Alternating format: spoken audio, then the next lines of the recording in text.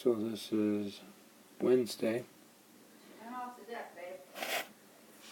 And this is BCA-101.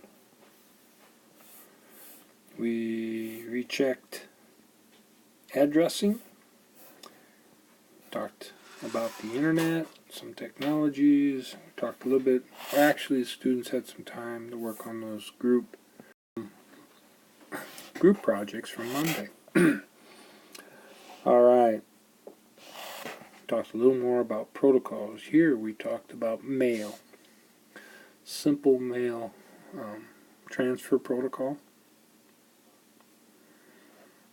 and then that's where we send mail, and this is how we receive mail, and those are protocols,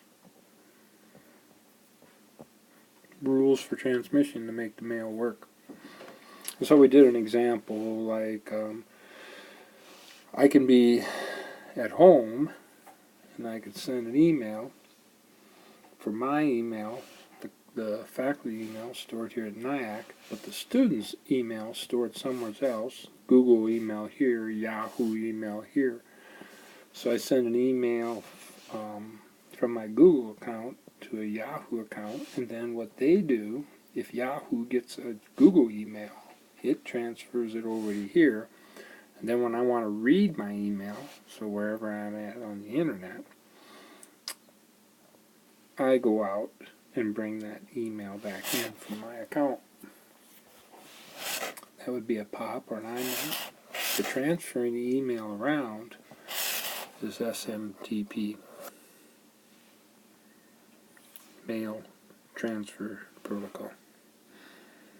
Alright, so like when you, if I'm on my Google account and I send you an email, then Google's smart enough to transfer that email over here to the NIAC, and then wherever you are, maybe here on campus, you go out here, get your email, and bring it back to your device.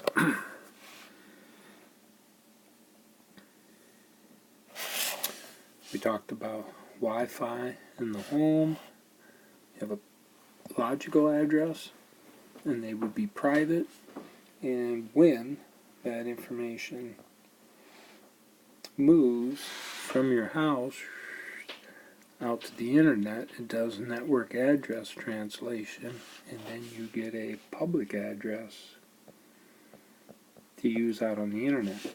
And that public address, you can see which ISP it belongs to by going to aaron.net. And all devices have a MAC or physical address, and that's how the signal gets to the actual device on the very last step, from either your access point or your little router at home or whatever, or even here at NIAC. Alright, one more page. Also, you can use terminal software, secured shell, and for an example, I can log in to this device using this password from any type of terminal software. You can download terminal software to work with Chrome, you can use PuTTY, and so forth. Alright, that's it for today.